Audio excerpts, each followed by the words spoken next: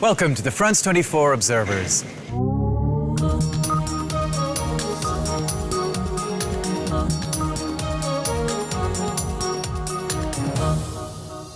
This show is based on our network of observers. They're ordinary people who tell us what's going on where they are and send in photos and videos to document it. We check everything here in Paris and bring it to you.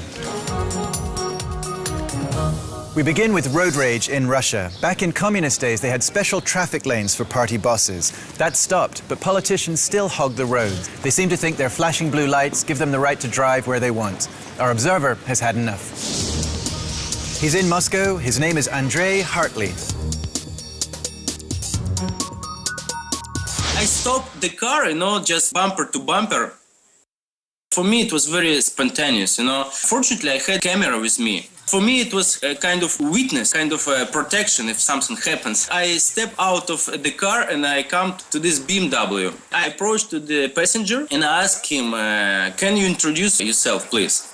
He opens the door and he started to be a little bit angry. After that, he shut the door and the driver of BMW, he stepped out of the car and come to me very aggressive and tried to grab the camera and take my camera. And the guy next car, Mitsubishi Lancer, he saw that BMW's driver trying to attack and he stepped out of his car trying to protect me. The person in the BMW car was advisor of president. During Gorbachev's time, he was the head of ceremonial. The question is he really needs to have such right to break the rules on the roads and to put other drivers in danger? I was scared, when I did it, and I'm a bit scared now. I'm just a simple person,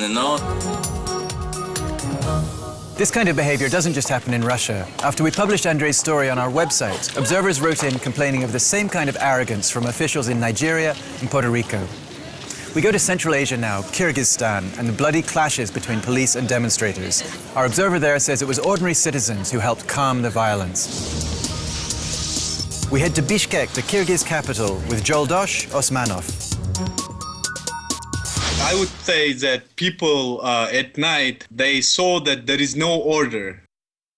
Police was dispersed, police was demoralized, and people saw it.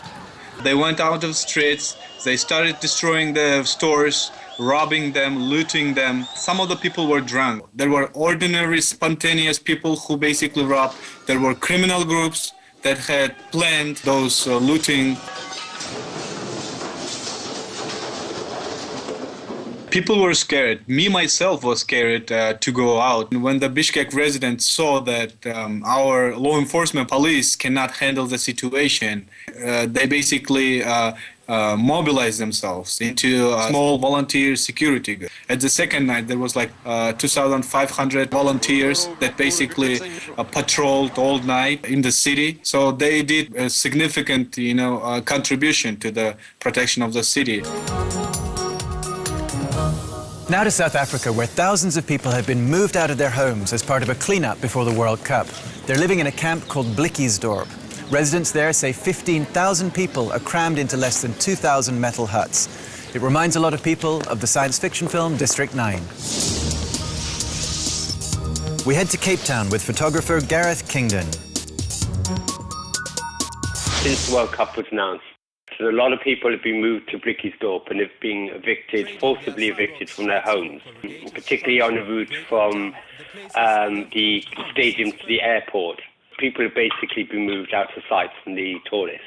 The area is very, very overcrowded.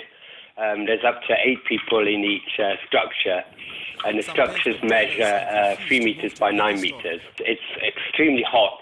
The dust and all these structures are made out of zinc sheeting. And then in the winter, it's the opposite. It's extremely cold.